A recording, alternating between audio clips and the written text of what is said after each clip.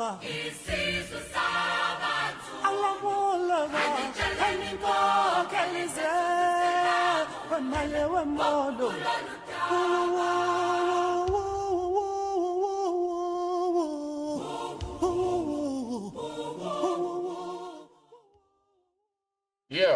Hello, wonderful viewers.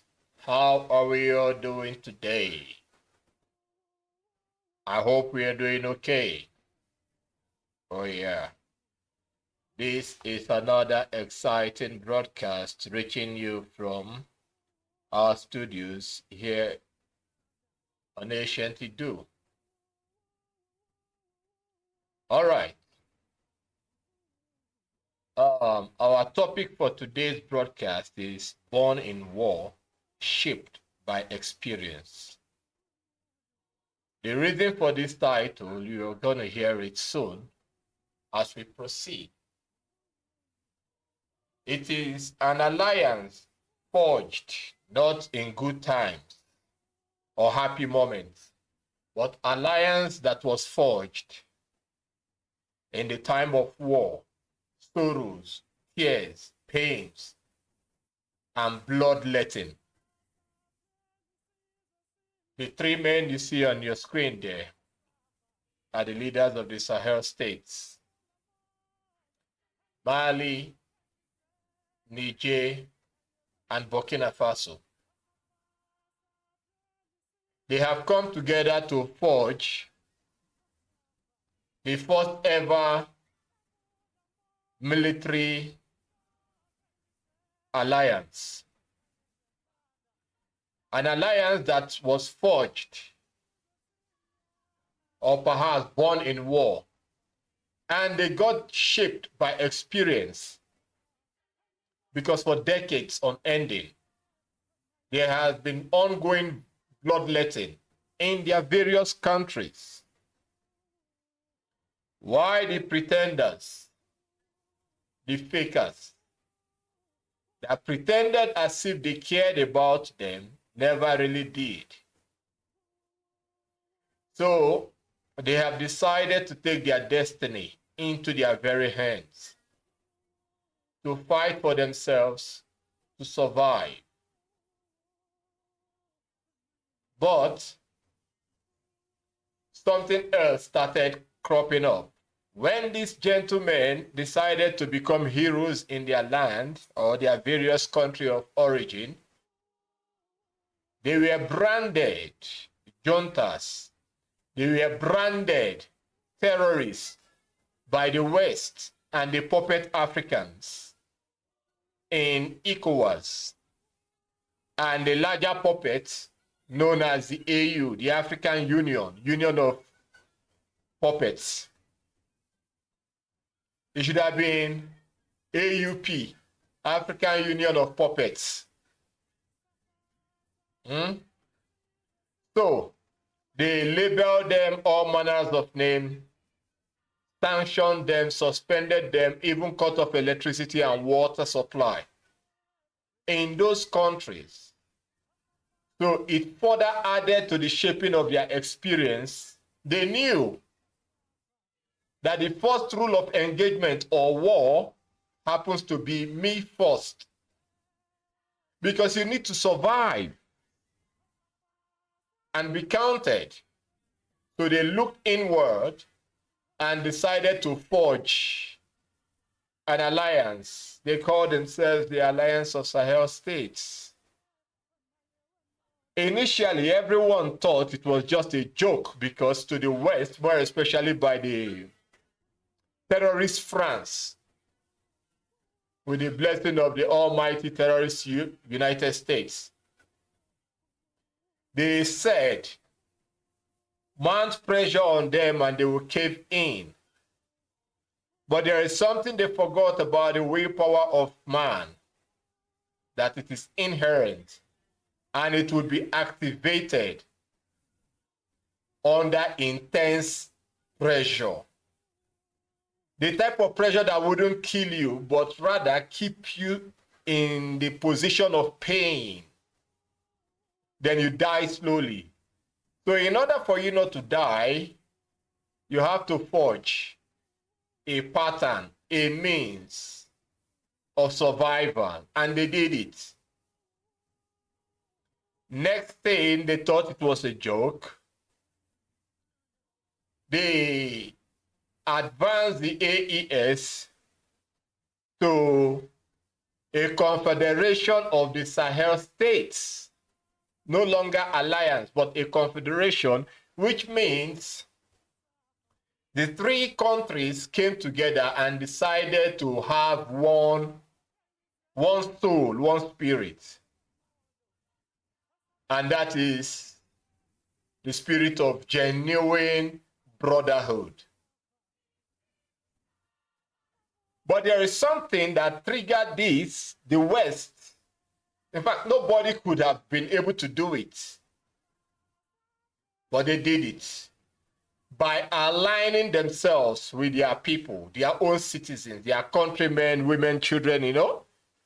They had to integrate because they know that the first act of war requires everybody to be on the same page. So they had to bring the citizens, the civilians, on the same page. That is the only way to counter the terrorism that has been growing in their countries, sponsored by the West. The same American weapons and the Israeli weapons were shipped directly to these militants, to these terrorists.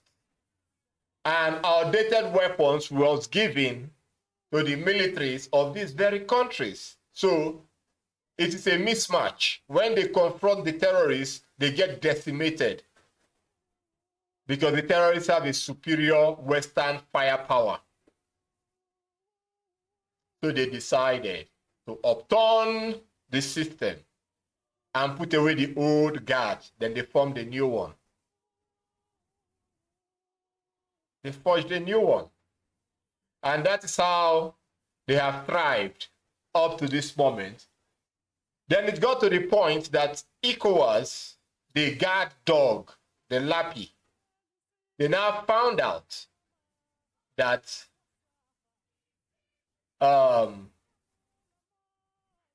they have been on the losing side. So now they have prepared for war after the Nigerian president, who happened to be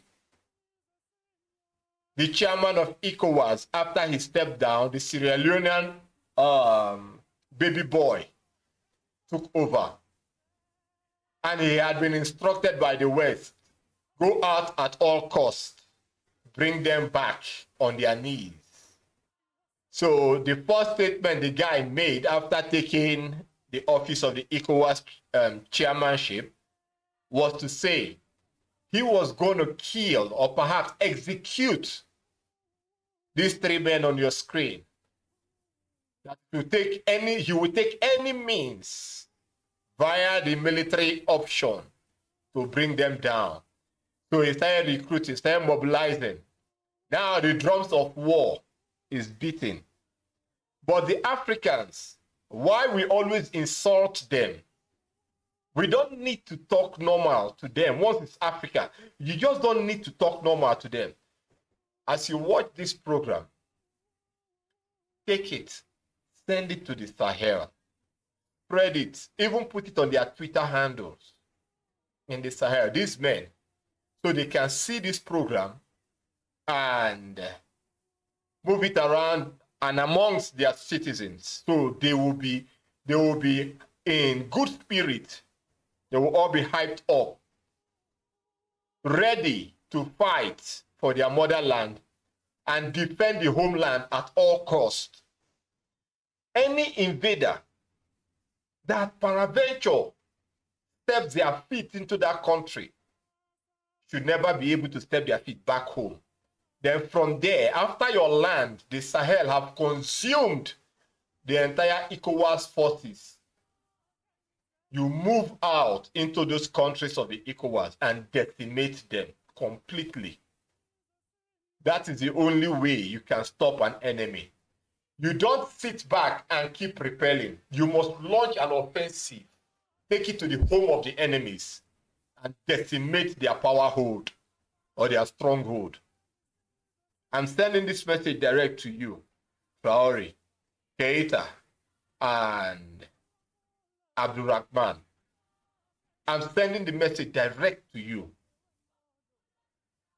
These are war lectures that you should, in fact, you know it, but I'm refreshing your mind to it so that you will be hyped up to take that bold step. After you have done with the enemies in their own homeland, never again will any nation wake up and start dreaming or having hallucination or fantasies about war. The drugs of hallucination was given to, what's his name? The Ukrainian president. He got high on the American drugs and he decided to punch Russia in the face, directly on their nose. Russia retaliated. Till today, 3 years down the line, the entire Ukraine has been decimated. America never sent one boot down there to go and fight for Ukraine because America told Zelensky, that's Biden, told Zelensky, punch Russia in the face and American boots will be there to finish up Russia. Zelensky, though white, but white on the skin, but black in the blood. Zelensky is a white African, a black African with white skin because he doesn't think. He went ahead and he gave Putin the punch. Putin responded. When the West was agitating, thinking of ways to go, because Trump is in office, so they want to prove a point to Trump that they are capable. So they were mobilizing their forces. Then Russia, Putin said, I have weapons that will shock the world, that no air defense system can stop. But let me introduce the houseboy, not even the small boy, just the houseboy, called Oreshnik. When Oreshnik decimated a portion of Ukraine, the entire West ran away. They ran away. Even America wasn't. America till tomorrow is not even ready for any war because that's not what Trump came for. Trump came for a different purpose entirely, to bring global peace. And he's trying to walk a tightrope, which the Democrats have already destroyed. Trump is only trying to fix it. He has his own ways of doing things. Many a times, to us, it can be wrong. To us, we can feel agitated. To us, we can attack him. But the actual reality is that Trump is a genuine man of peace.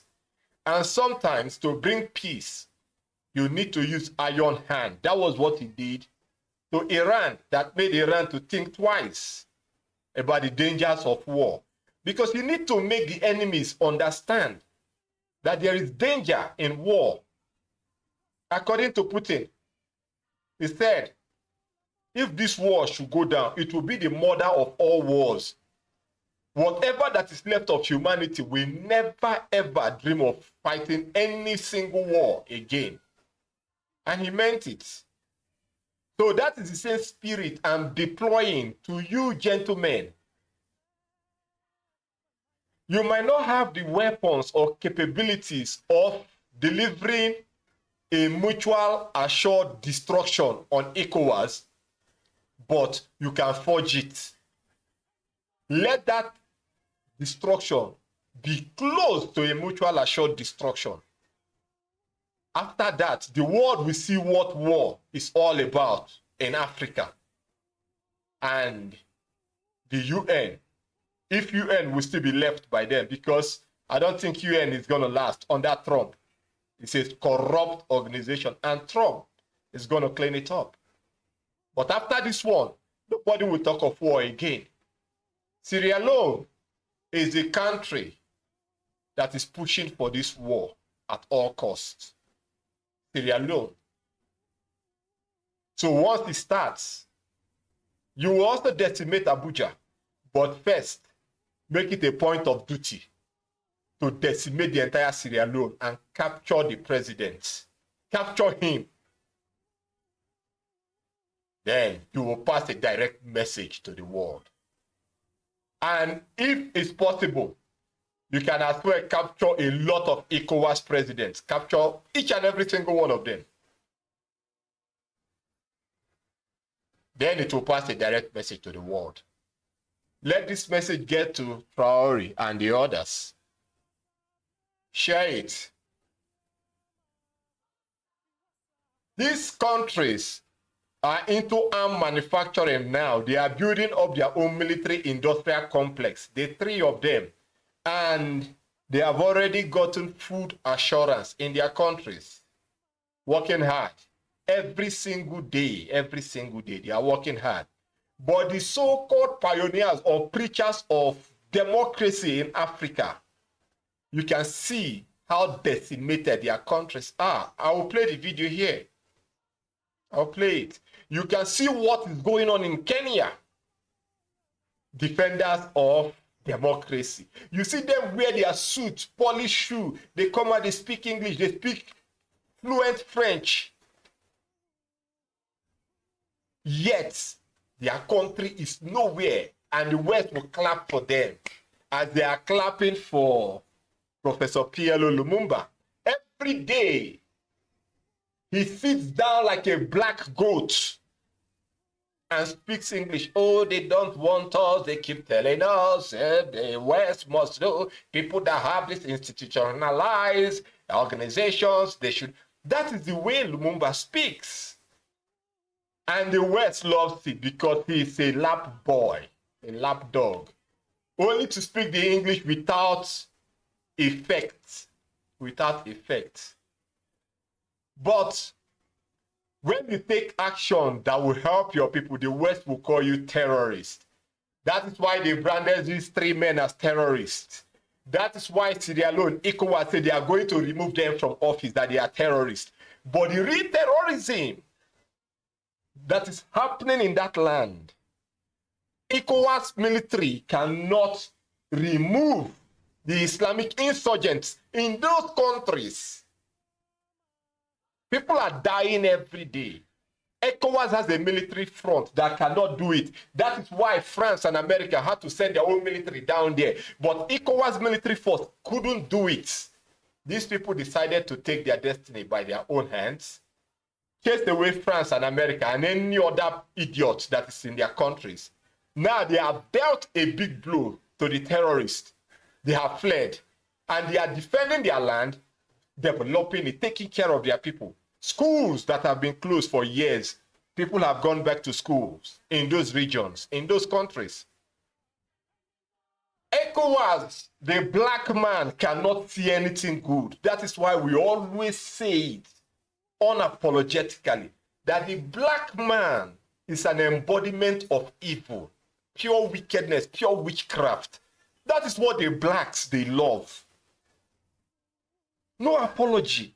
If you're a black man, you hear this and you get offended, we don't give a damn about you. Do you know why? This is ancient Idu. We are not blacks. We are not blacks. We are not blacks. We are Idu, the melanated worms of the primordial flame. That's what we are. And the flame of Idu is burning in the lives of these three men that you see on your screen. So these three men, you can see that they are not blacks. They are Idu. That's why they decided to stand firm. You can see that Mazi Nnamdi Kanu is not black. That's why he's standing firm today, even in the light of danger. That's why Psalm 23 said, "Thou preparest a table before me in the presence of my enemies." The enemies will be there always, but you need to stand firm.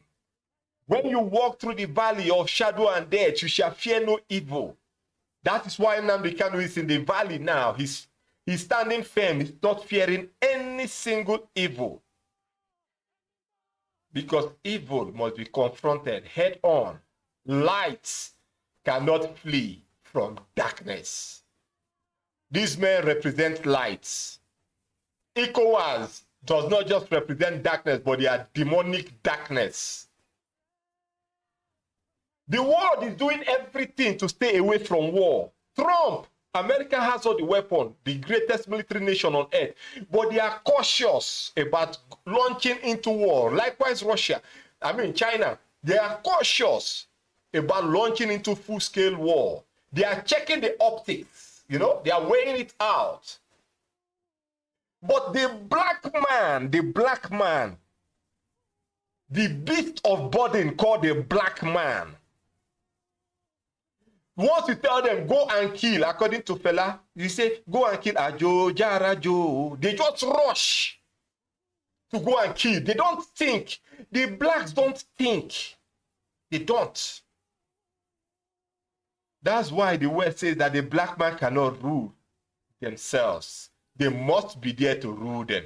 But these Idu men said, never, we are Idu. That's why Traore walked away from Islam. Said, we don't give a damn about that. What we give a damn about is life. He walked away from the pontiff. He said, what they give a damn about is life. There is killing going on in Gaza Strip. The Pope, the pontiff, not even the pontiff. The Catholic Archdiocese of Nigeria, the ones that represent the pontiff in Nigeria, is busy praying for people that is dying in Gaza. People are dying in Gaza. He's praying for them, for peace to return there. But in his own village, Islamic insurgents have sold everywhere. There is ongoing killing in Nigeria every single day that is not reported. But the one that represents Christianity there is praying for Gaza in his own home. People are dying. People are dying. What happens to the term charity begins at home? The black man is so useless to a fault. The Igbos, they are so useless to a fault. The Igbos, they are very useless beyond redemption. We don't give a damn about how you feel. If you're an Igbo man, your bishop, the Igbo man in charge of Catholic in the whole Nigeria, is praying for people that are dying in Gaza. But Enugu, people have gone. Anambra, Imo State. In fact, the entire northern Nigeria is gone. There is killing going on there every day. The man never prayed about that one. He's praying about Gaza. And they are making donations in Nigeria to help the people in Gaza. Is that double standard? I don't think so. It's not. Is that absent-mindedness? It's not. It is pure demonic witchcraft. Pure demonic witchcraft. It's a shame. Now, let this video roll.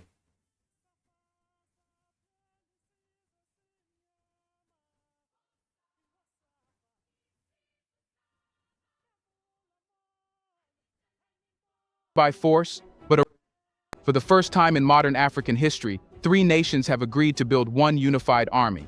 An army that will cross borders, answer to no foreign power, and operate across the entire Sahel. Why are Mali, Burkina Faso, and Niger doing this now? What threat are they preparing for? And could this be the beginning of Africa's most powerful alliance? Let's find out.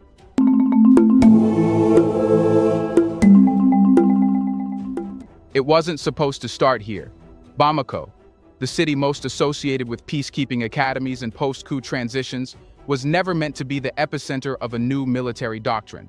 For years, its diplomatic halls hosted endless talks sponsored by outsiders, where promises evaporated under the weight of foreign interests. But something was different this time.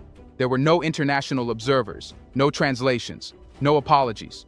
Only 3 defense ministers, from Mali, Burkina Faso, and Niger, and one agenda. At the Alioune Blondin Bai Peacekeeping School, a place once reserved for UN courses and Western military training, the air was different. The tension wasn't high, it was focused, purposeful. The meeting on June 20th, 2025 wasn't framed as a negotiation. It was a coordination session, the kind that only happens after decisions have already been made behind the curtain. There were no smiles for the cameras, there were no carefully staged handshakes, there was just paper, real paper, stamped and signed, validating what many thought was still just a rumor: the creation of a single unified army for the Confederation of Sahel States AES. Not a joint exercise, not a standby force, but a real structure, a shared command, a continental army designed to patrol, deploy, and fight across all three countries as one. The location itself was a message. The Alioune Blondin Bay School, named after a Malian diplomat who died while trying to bring peace to Angola, had long symbolized compromise and multilateral restraint. But now it was hosting something more radical: the erasure of old security models. The idea that Mali would host a meeting not to ask for troops, but to design a military of its own, with its neighbors, was almost unthinkable a few years ago. Inside that room, discussions unfolded in native tongues, in military shorthand, and silence. Not the awkward kind, but the type that comes when everyone already knows why they're there. They weren't just responding to a threat. They were responding to a history of broken pacts, of delayed air support, of drone strikes gone wrong, and of leaders replaced when they got too bold. It wasn't until after the meeting that the scope became clear. Documents validated the creation of a joint deployment protocol, allowing soldiers from any AES state to operate freely in the territory of another. Cross-border operations would no longer be hindered by bureaucracy. A base in Ouagadougou could dispatch troops to Gao. A command center in Niamey could direct aerial surveillance over southern Mali. No phone calls to foreign embassies, no waiting for clearance.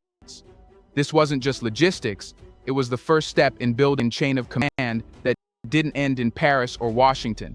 What stood out most wasn't what was said, but what was missing. There was no mention of NATO, no reference to MINUSMA, not even a token nod to ECOWAS. This meeting was self-contained, both in scope and in ambition. The three nations weren't just declaring independence from old systems, they were designing their own. Mali, once reliant on international peacekeepers, now took the lead. It wasn't because it had the biggest army or the most money.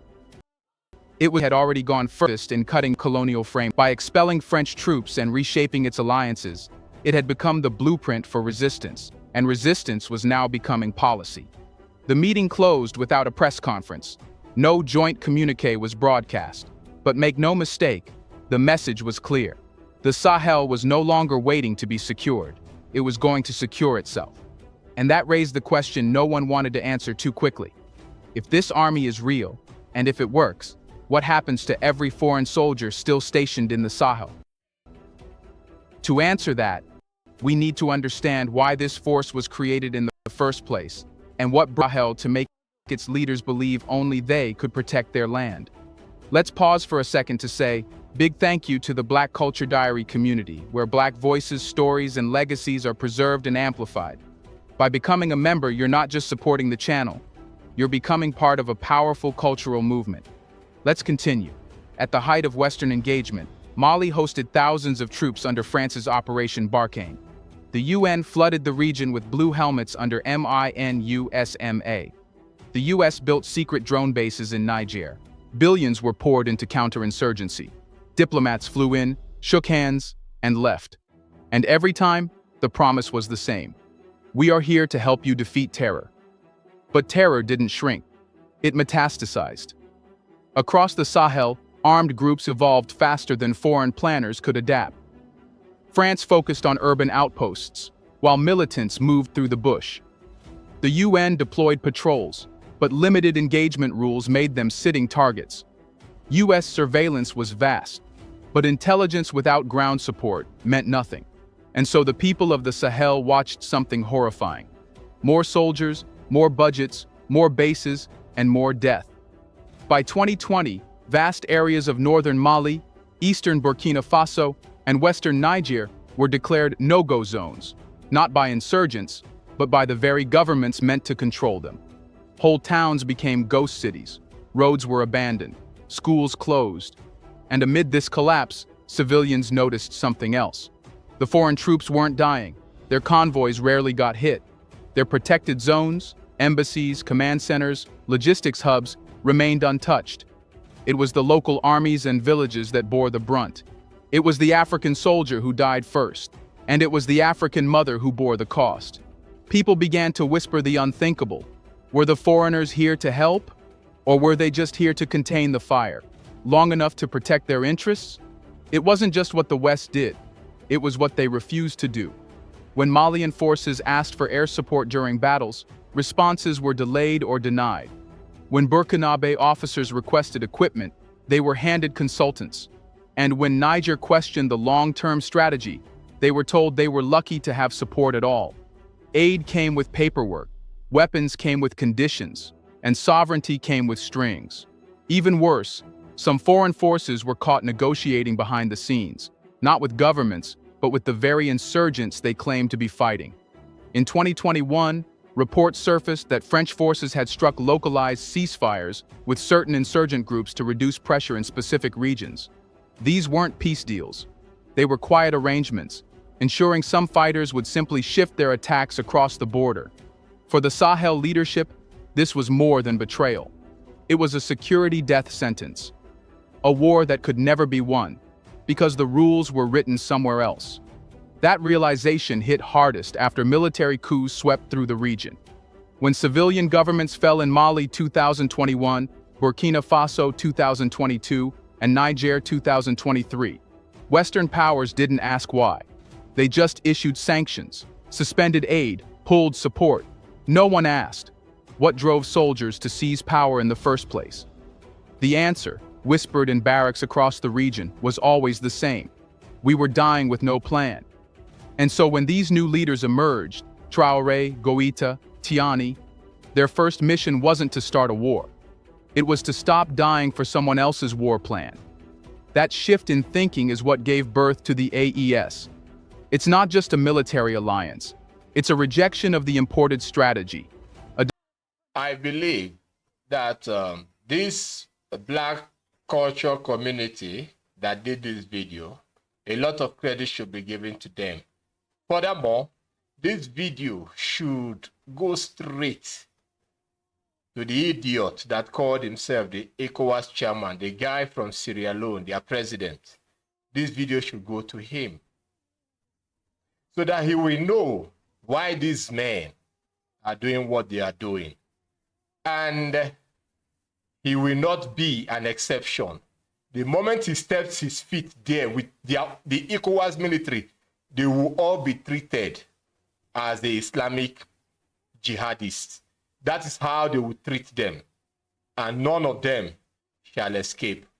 Because before now, the West have already plotted for there to be a regional war all over that land. But it was foiled by the Burkinabe intelligence, in which they captured 47 trucks fully loaded with weapons to start up a war in the entire Sahel and by extension, West Africa. The plot was foiled in Burkina Faso. So now for ECOWAS to rise up, preparing to go to war, it will be the mistake of the millennium. Let them move, and they will see the results directly. Decision to never again rely on anyone else for protection. Because protection, it turns out, was never the goal. But now that they've turned their backs on the West, the question is, how do you build an army with no outside help, no NATO weapons, no French instructors, no satellite feeds? What do you do when you're alone and still have to win? Here's a reminder to please like and share the video and subscribe to our channel to watch more videos on Black culture, history, civilization, and identity. Let's continue now. They had no NATO manuals, no IMF money, no foreign consultants in polished suits, just war-torn maps, worn boots, and a shared understanding that nobody else was coming. And that's exactly how the AES army was born. Not from abundance, but from necessity. After cutting ties with nearly every Western defense partner, the leaders of Burkina Faso, Mali, and Niger weren't left with polished arsenals or billion-dollar stockpiles. They were left with scattered units, depleted air fleets, mismatched weapons, and war fatigue. But they were also left with something foreign powers never truly had: total control of their land and their decisions. With this control came the opportunity to reimagine not just how they fought, but what kind of army they were building. At the second session of the Bamako meeting, the focus wasn't on theory, it was construction. The AES wasn't starting with a dream. It was starting with drills, chains of command, terrain strategy, and troop mobility. This wasn't a ceremonial force. This was to be a fighting machine. Born in war, shaped by experience, and trained for terrain no foreign general understands. The first move: unification of doctrine. Each member state came to the table with different tactics, inherited from colonial militaries. Mali's training leaned French. Niger had adapted US counterinsurgency models, and Burkina Faso's command system had been patchworked over decades of regime change. None of it was built for interoperability. So the ministers ripped up the playbooks. They agreed to start from scratch. A new doctrine was drafted, one that emphasized joint patrols, rapid cross-border deployment, decentralized intelligence, and asymmetrical warfare training.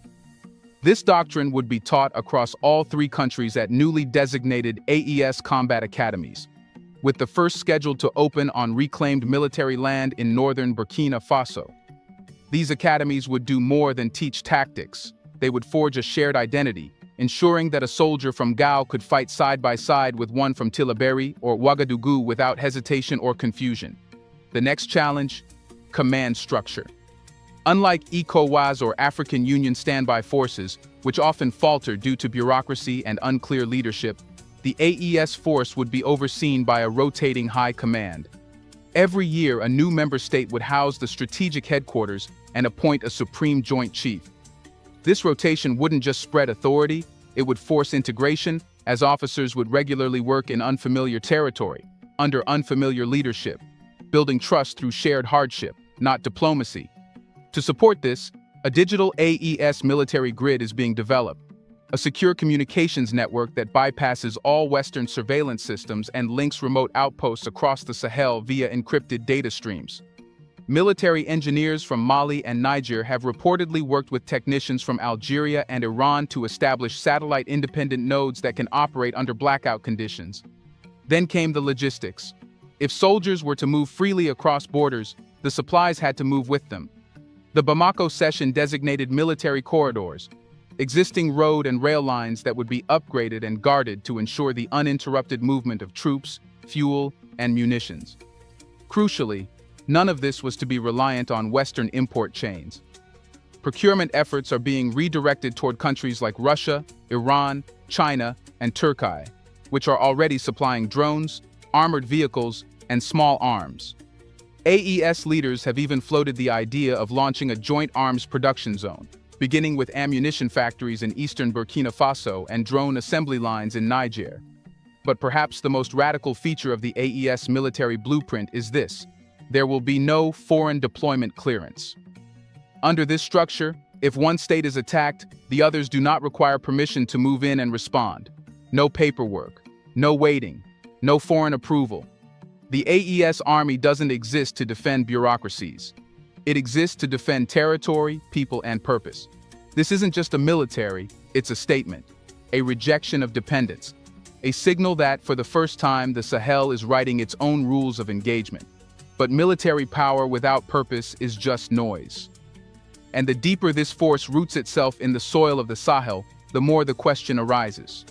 What is this army defending? A border or a revolution? You can't build a new army without first breaking old ideas. And the most dangerous idea the Sahel ever inherited wasn't just about weapons. It was the belief that Africa couldn't defend itself without help. To be safe, the continent needed to be watched, trained, funded, supervised. That security was a gift, one only powerful outsiders could offer. The AES army was not designed simply to fight insurgency or secure borders. Its real foundation lies in something much deeper: a radical redefinition of what power means in post-colonial Africa. Because this army is not built to serve a flag, it is built to defend an awakening. The Sahel has long existed in a paradox. It's a region that has fought the longest wars on the continent, and yet it's the one with the least autonomy in how those wars are waged. Every time a threat rose, someone else came knocking, not with support, but with conditions. The West offered weapons and aid, but only if the governments obeyed. Only if elections were held a certain way. Only if trade deals remained in place. Only if foreign troops were allowed bases and immunity. What the AES is doing now is not just strategic, it's symbolic. The army is not the endpoint of policy. It is the weapon of a new ideology, one that rejects externally imposed models of statehood and governance. And that ideology begins with a simple question. Who does the African soldier serve? The Constitution or the people? For decades, Western-trained militaries in Africa were drilled to prioritize institutional order, stability at any cost, even if that meant crushing dissent or enforcing deals that benefited global markets more than local farmers. The military was used as a firewall, protecting fragile democracies built on shaky alliances. But in the Sahel, those democracies collapsed, not because of military coups, but because they were never truly sovereign to begin with. Foreign embassies controlled security briefings.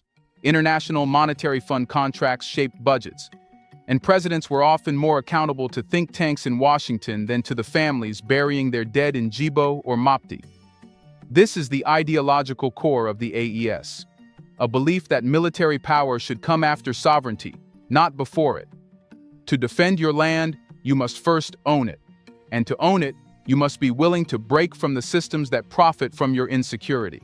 That's why the AES states now refer to their bloc not as an alliance, but as a confederation, a term that implies not centralization, but collaboration between equals. It's a rejection of the ECOWAS model, where power tends to concentrate in capitals like Abuja or Accra, often aligned with Western economic structures. This ideology also explains why the AES army is being framed as a people's army. It isn't just generals drawing plans. Local communities are being brought in. In Mali, local hunters associations known as Dozo, who have long defended rural areas outside state control, are now being invited to join paramilitary planning.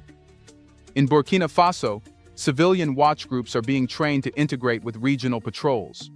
In Niger, tribal elders are reportedly working alongside officers to create safer recruitment pathways in historically unstable zones. This doesn't just boost manpower.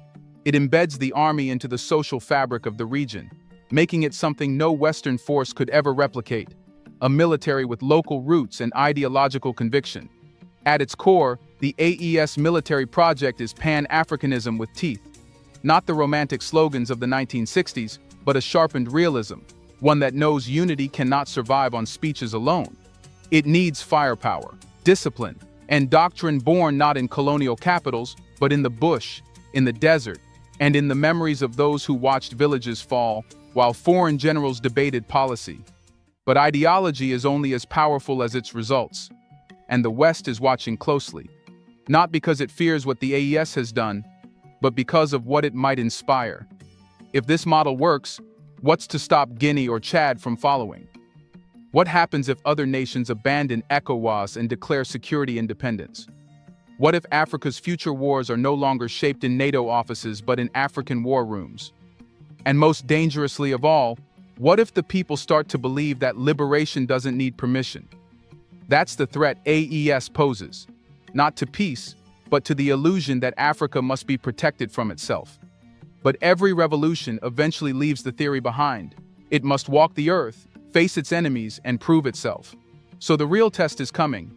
When the AES army moves from planning to the battlefield, the world is watching, but the Sahel is no longer watching back. Do you think the West would try to stand against it? Why don't they? So, you see, this is a message, or perhaps a statement of fact, that we seriously need to critically take a look at it and think.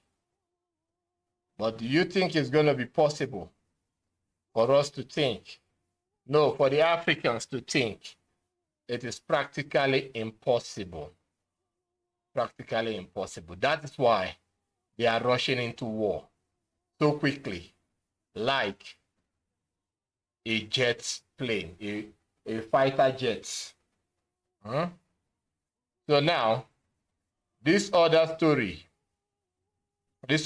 now that is coming up on your screen is about Kenya. And it's coming from First Post. We need you all to watch it, pay close attention to it, then advise yourself or tell yourselves if the Western model of the slave machine called democracy works for us or not. You can see it on your screen. Kenya protests, 11 dead, hundreds arrested. That is the thing that gives the Africans joy. Give them weapons to protect themselves. They use it to kill themselves. The police are killing the Kenyan citizens with joy and happiness.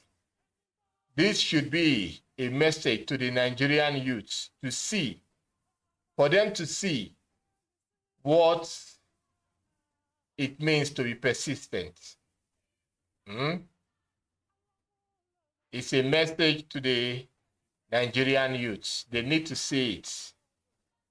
The Kenyan youths are pushing against a corrupt, evil man known as William Ruto. The people that can die for democracy, why their citizens suffer. Let it play. Just listen.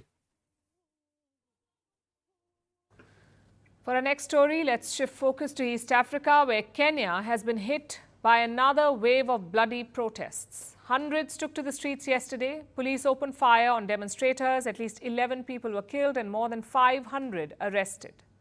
This protest comes after several others in recent weeks.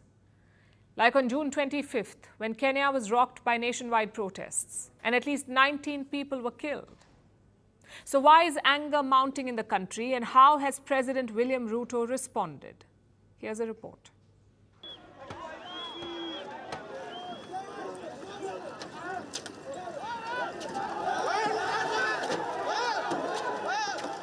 Saba Saba means 7-7 in Kiswahili. It refers to July 7th in 1990, when Kenyans demanded a return to multi-party democracy. They marched to shun years of autocratic rule by then-President Daniel Arap Moi. Since then, that is Daniel Toritois Arap Moi of Kenya. Africa has been in the doldrums of producing ruthless dictators that take pleasure in killing their own. A lot of people would have forgotten about Toritois Arap Moi of Kenya. Today, what we have there is William Rotten Ruto that went to Russia to lecture Vladimir Putin. At the end of the lecture, Vladimir Putin kept quiet. Black man, just say the rubbish that you have to say, you corrupt entity. Then Putin now gave them, that was Russia-African Summit. Russia in war with Ukraine, hosting African Summit, was still able, a country under thousands of sanctions, was still able to take money from the Russian coffers and give to Africa, I think about $60 billion.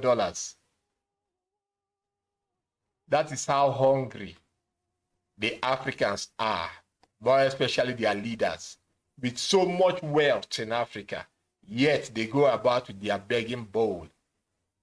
The region of Go, is it Goa or where? In Congo, where the battle is going on. Underneath the ground, they have a $25 trillion worth of rare earth materials. Just that region alone. Having over $25 trillion worth. And the world is rushing there, getting it. Where are all those money going to? Yet Congo goes abroad or other countries, other Western world to beg for money, to borrow money. But only a region in Congo has over $25 trillion of just rare earth material. Yet you see that they'll go and borrow $2 billion. But the president himself will have over $10 billion in his own private account. It's not patriotic to bring out money from his own account to support his country, but he will go and borrow.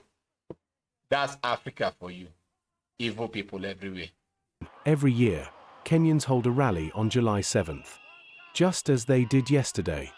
But this year, the protest turned into a wider call for the current president, William Ruto, to resign. Hundreds of Kenyans took to the streets. They walked on heavily barricaded roads leading to key government sites, including the president's official residence, State House, and the Kenyan Parliament. Soon clashes broke out across the country, especially in capital Nairobi.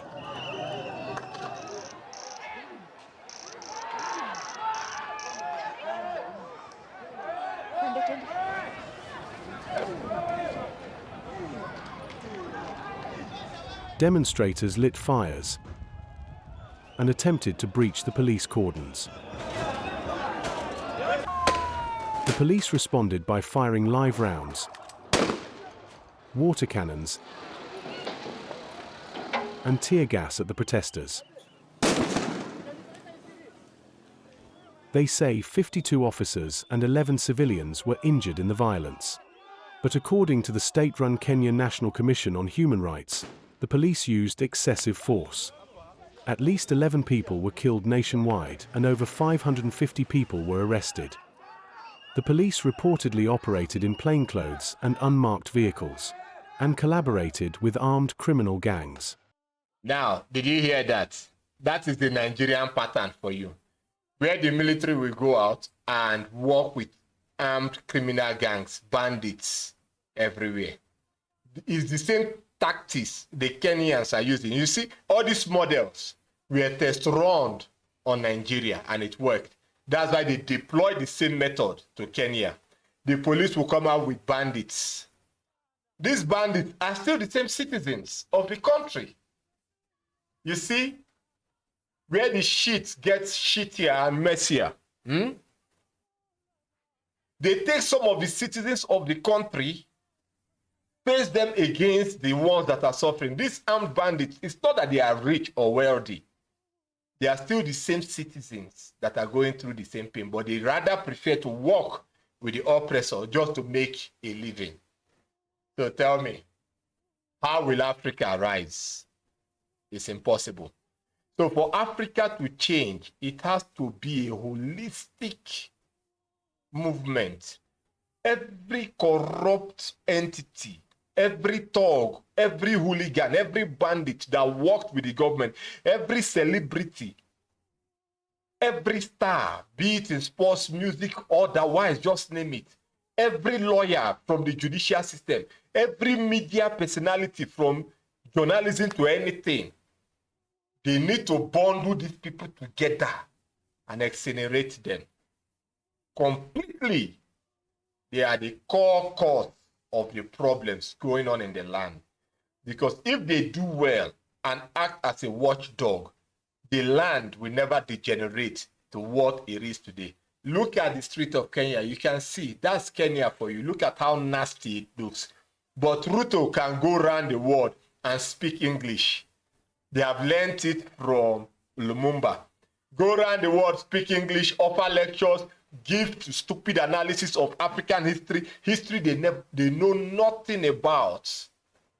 Then you have top cleric or clergy like Adeboye, Onagana Pant, Kumuyi, the one in South Africa, the Congolese man that woke up a dead man. What's his name? Half the cow. You see them coming out to talk about the power of God that they know nothing about. And Africans will be there. Hey, amen, amen, amen. You keep doing amen. And your street will keep being like this.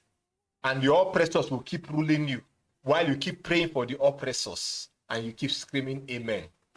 It's a shame on Africans. A shame. As per the report, they even abducted at least 2 protesters. While most are blaming the police, some residents blame young Kenyans for engaging in looting and violence under the garb of demonstrations. Some goon because Some goons, because they are not Gen Z protesters, they are goons. They invaded our shop, and by the way, we have lost so many things. We lost cash, phones, a lot of them amounting to very huge amounts. Phones, a lot of them, amounting to very huge amounts. We found that the entrance was broken into. Then they hit the window glass trying to go through the windows but did not manage it. So they came back to the entrance and got in, looting all the electronics. But protesters accuse the authorities of paying armed vandals to discredit their movement, and they remain undeterred. The reason we are protesting because the government we are still trying to get this government so that they can listen to the people, and nobody's listening. So that's why you protest. You extrajudicial killing, you can see corruption in the government, and nobody's in any. Last year, nationwide anti-government protests over a tax bill rocked Kenya. Dozens of people lost their lives. And the country hasn't been the same since. Amid economic turmoil, rising police violence, unemployment, and corruption scandals, young Kenyans have regularly taken to the streets. In fact, only a few days ago, on the 25th of June, at least 19 people were killed in a day of nationwide protests that were being held to honor those who lost their lives in last year's. You heard it. June, just last month, 19 people were shot dead by the Kenyan police, by the same youths that came out to mourn for their comrades, their colleagues, their friends, their brothers and sisters that were shot dead last year. They came out this year, June, to mourn for them. The police went there, shot and killed 19 people again. Again. You see, this killing spree that is a fun, a culture in any animal that wears uniform in Africa must be stopped. And how are we going to stop this thing? The killer must not go. The family of the killer, they must not go. The community, the people, they know the families, they know where they come from. By the time you take out their families completely, I'm very sure nobody will have the guts to wear a uniform anymore in the name of serving the country. Because you know that automatically your family will go. Your family. Youths came out to mourn people that died last year. The same police, the same military men, they went there, they shot 19 and killed them. Killing is always a habit for the blacks. That's why we keep insulting them every day. Anytime we come up in our broadcast, we don't miss insulting them. Killing is their fun. That is the only thing that makes them happy. So now when you go to bed at night, I wonder how you sleep, knowing fully well that you shot someone and killed that person. You just go home, you sleep, it's a normal thing. Tomorrow we go out and we kill again. Just last month, then this month, July, 11 people is gone already. That is the one they gave, you know. But we know that more than that have gone. Anti-tax protests. But President Ruto continues to remain in denial. He has repeatedly supported the police, despite calls for justice amid mounting cases of police brutality. The Ruto government has called the protesters criminals, terrorists, and accused them of trying to raise a coup. You see, this is the term that they always use. You open up your nasty, filthy mouth as a leader, and you call the people that you are meant to lead terrorists. Then what are you? Executive terrorist. That is how they branded Nnamdi Kanu terrorist. A man that had no gun, no bullet, no weapon at all. They called him terrorist. You see, Africa loves seeing people like this that you see on your screen that are like this, you know, walking with their hands raised up. They call them terrorists and they open fire on them and kill them. Then the Western media will remain silent. Kenya youths, go and watch what happened in Sri Lanka. How the president jumped the fence and ran with his 2 legs like Usain Bolt. He never took private jet, any of his private jet. He ran away from the country. And the Sri Lanka youths, they occupied the presidential house. Kenya youths, do the same. Do the same. Model what went down in that region. But in the case of Ruto, you people should make sure that he doesn't exit the country. Capture him.